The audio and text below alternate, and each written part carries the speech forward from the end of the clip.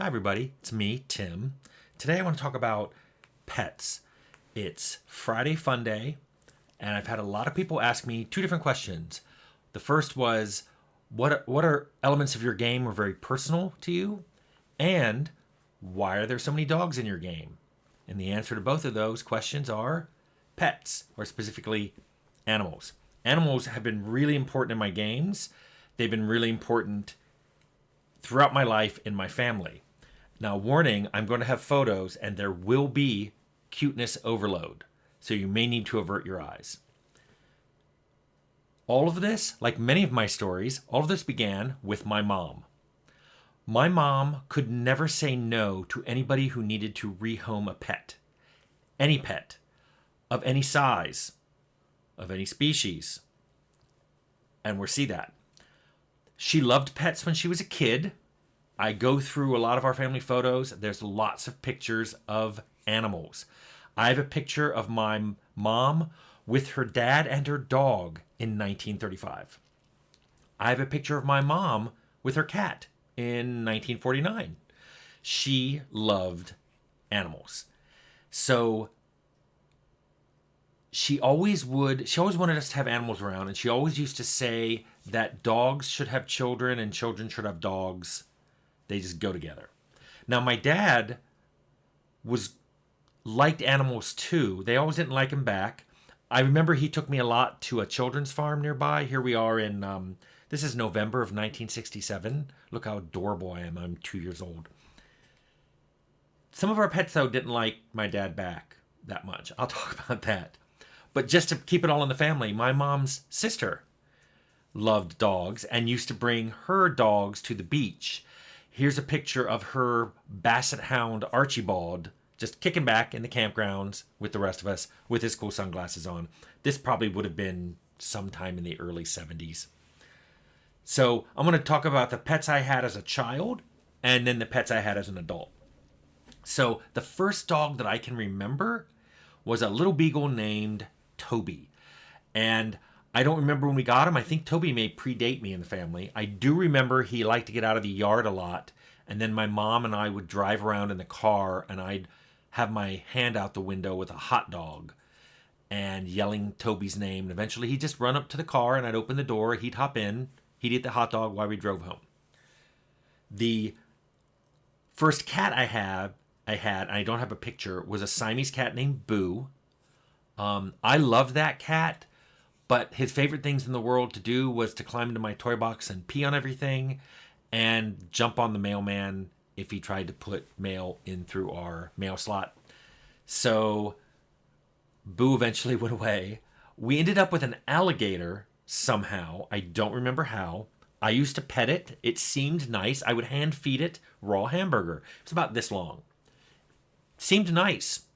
Seemed to be happy when I was petting it. Really seemed happy when I gave it raw hamburger. But I have a memory one day of my dad reaching in with some hamburger to feed the crocodile and coming up with his hand with the crocodile biting his finger. Something that had never happened to me, and he was going, ah! The alligator went back to the pet store that evening, and after that we had a parakeet, which I don't have a picture of. The next animal we got was in 1967, and I can't believe I can remember this dog because I would have been 2. Was a dog named Candy. I named her because I thought Candy Cane was a great name for a dog. Candy was an awesome dog. I remember at some point my mom, though, had to give her away, and I don't remember why. I think Candy may have tried to nip at one of the kids in the family. I don't remember. We then got some chickens. Here's my brother and I. This would have been probably 1968, so I'd be 3, he'd be 5.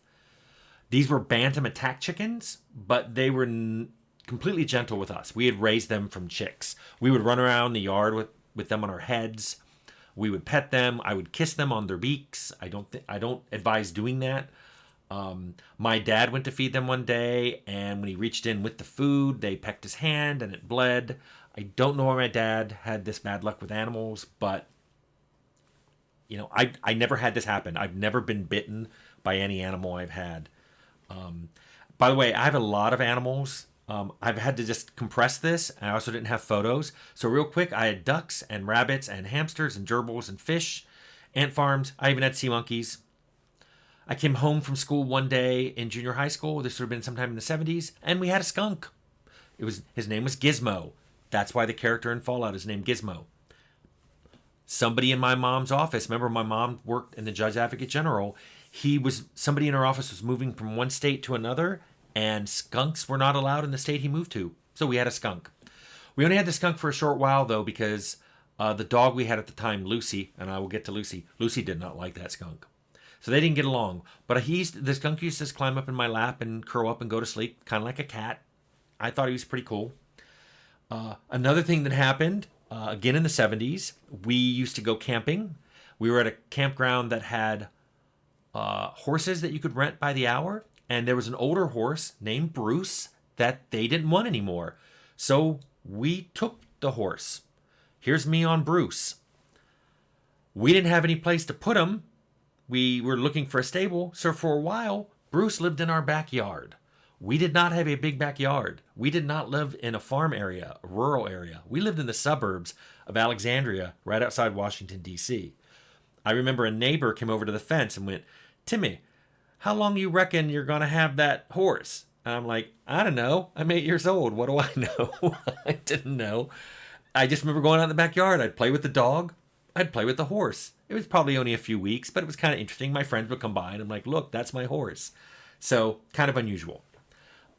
My mom really wanted a poodle. She loved poodles. So sometime in the 70s, we ended up with a poodle. This is Missy. Missy was a really smart dog, incredibly well-behaved, would play with us, would watch us play board games, would go out in the backyard and play with us. I went to elementary school 2 blocks away. She would come to the elementary school and sit on the sidewalk, but not enter the grounds. She somehow knew she wasn't allowed on the grounds. When the bell rang and I came out with my friend, she'd wait for us to get to her. Then she'd run in circles around us as we walked home. And I still remember one of my friends going, "I wish I had a really cool dog like that." She was probably one of the smartest dogs I ever had. The dog lying with her, and here's another picture, is Crystal. My Uncle Tim, I was named after my uncle, had a bigger dog named Crystal. She had puppies. We took one of the puppies. The puppy never really grew. That's Crystal full size. She was a small dog. We also named her Crystal, which was confusing because her mom's name was Crystal. Sometime in all this, my brother, Greg, decided he wanted a parakeet of his own. He got an albino parakeet named Ollie. He would often let it out of the cage. It would fly around the living room. It loved to sit on my head. It would just sit on my head for a long time. This was a staged picture. My brother handed me those treats. The bird didn't come for the treats. The bird just liked to sit on my head. Sometimes for quite a while, I'd read a book. There'd be a bird on my head. Shortly after getting Ollie, Missy had passed away, and my mom said, "Well, let's just go look at a dog, but we're not going to go come home with it." We came home with it. It was a young couple that lived down in D.C., and they had no yard. And they had this big dog, Lucy. She was 85 pounds. She's a big dog. And she was half Irish setter and half beagle. They told us that one dog had gotten out of its kennel and gotten to another dog's kennel. You can guess which one was the male and which one was the female. But Lucy was the doggiest dog that I ever owned. She loved to fetch. She would fetch tennis balls, sticks, anything. One day I told her to go get her ball, and she came back with a donut. She had apparently buried a donut in our backyard, and it was petrified, but we played fetch with that donut for a while. She was an awesome dog. My sister also had an awesome dog, a Sheltie named Luke. Luke just wanted to play and have fun with you. Whenever they came over, my sister and her husband, because they got married when I was like 8. I remember that because they got married on my birthday. She was 18, I was 8. You remember things like that. When they bring Luke over, I'd play with the dog. Dog would do anything I want. Here's Luke sitting in a child's stroller. What are those little things let babies walk around? I put Luke in there. He was like, "Great. I don't know what we're playing, but I'm having fun." Later, when Luke passed away, my sister Cheryl thought, "Hey, I will get a poodle just like Missy." And she got this creature. This is Willie. Willie was mean. Willie growled at everybody except my sister Cheryl. Willie growled at Cheryl's husband, her kids, my mom, the woman that every animal on the planet loved. My mom would feed Willie treats, and Willie liked those treats, but he'd growl at her while he ate them. Now, when I was an adult, I started getting animals of my own. This is the first animal I ever got when I was in grad school. This is Kittles.